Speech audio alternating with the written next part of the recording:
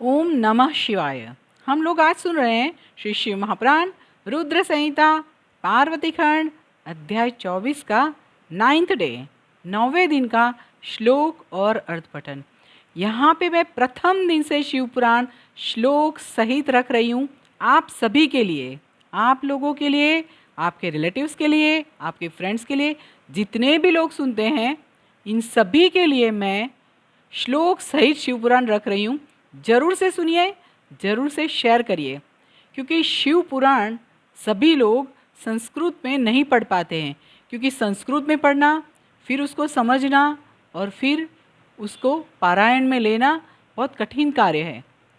तो आप सभी फॉलो करिए, और अभी तक आपने मेरा यूट्यूब चैनल सब्सक्राइब नहीं किया है तो अभी तुरंत सब्सक्राइब, लाइक और शेयर कर दीजिए। चलिए, ओम श्री गणेशाय नमः, ओम एम सरस्वत्यै नमः, ओम श्री सद्गुरुदेवेभ्यो नमः, ओम श्री स्कंद सहित उमा महेश्वराभ्याम नमः, ओम नमः शिवाय। हम लोग ने सुना था, काफ़ी टाइम तो हो गया है, किसी वजह से गैप हो जाता है, परंतु प्रयत्न रहेगा कि आप भी प्रार्थना करें, मैं भी प्रार्थना करूं कि पहले की तरह ही पुराणों में और भगवत गीता में कंटिन्यूटी रहे। चलिए, पहले जो बात किया था उसमें जो अंतिम श्लोक था उसका अर्थ बता देती हूँ। कि बात ये हुआ था कि महादेव जी बोल रहे थे कि स्त्री संग से महाबंधनकारी विषय निरंतर बढ़ते रहते हैं। विषयों से आक्रांत मन वाले को स्वप्न में भी मोक्ष दुर्लभ हो जाता है, और मोक्ष की कामना करने वाले पुरुष विषयी पुरुषों के साथ वार्ता करने मात्र से क्षण भर में ही पतन हो जाता है। आचार्यों ने विषय वासना को शर्करा से आलिप्त इंद्रायण फल के समान आपात मधुर कहा है। इससे आगे हम लोग आज का श्लोक पठन सुनते हैं। यहाँ पे महादेव जी बोल रहे हैं, ब्रह्मा जी को उत्तर दे रहे हैं। ब्रह्मा जी ने जो बात आगे बताई थी कि महादेव जी क्या बोल रहे हैं, वो हमने इसे अगले एपिसोड में सुन लिया है, और अगर आपने नहीं सुना है तो अभी तुरंत सुन लीजिए, क्योंकि ये जो है पार्वती खंड का 24वां अध्याय का आज 9वां दिन है, 9th डे। चलिए बताती हूँ। यद्यप्येवं हि जानामि सर्वं ज्ञानं विशेषतः, तथाप्यहं करिष्यामि प्रार्थनां सफलां च वः। भक्ताधीनो अहमेवास्मि तद्वशात् सर्वकार्यकृत्, अथ योचितकर्ता हि प्रसिद्धो भुवनत्रये। कामरूपाधिपस्यैव पणश्च सफलः कृतः, सुदक्षिणस्य भूपस्य भवबन्धगतस्य हि। गौतम क्लेशकर्ताहं त्र्यम्बकात्मा सुखावहः, तत्कष्टप्रददुष्टानां शापदायी विशेषतः।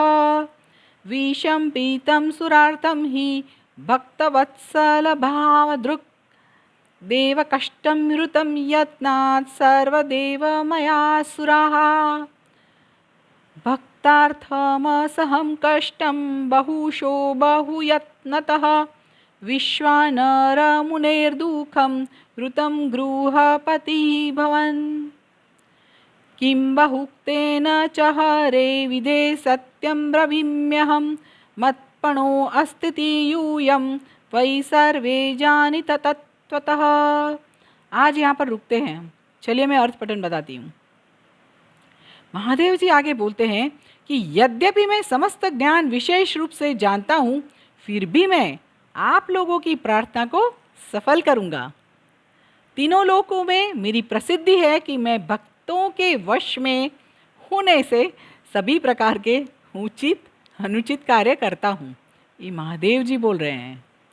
मैंने कामरूप देश के राजा की प्रतिज्ञा सफल की, और भव बंधन में पड़े हुए राजा सुदक्षिण का प्रण मैंने पूरा किया। मैंने गौतम को क्लेश दिया। मैं त्र्यंबकात्मा सबको सुख देने वाला हूँ, और जो भक्तों को दुख देने वाले हैं उन दुष्टों को विशेष रूप से कष्ट तथा श्राप प्रदान करता हूँ। जो भक्तों को दुख देने वाले हैं उन दुष्टों को विशेष रूप से कष्ट तथा श्राप प्रदान करता हूँ। मैंने अपनी भक्तवत्सलता का भाव प्रकट करने के लिए ही विषपान किया था। सुनिए ध्यान से, शिवजी ने विषपान क्यों किया था? अपनी भक्तवत्सलता का भाव प्रकट करने के लिए। हे देवताओं, मैंने यत्न से सदैव ही देवताओं के कष्टों को दूर किया है। मैंने भक्तों के लिए बहुत बार अनेक कष्ट उठाया है।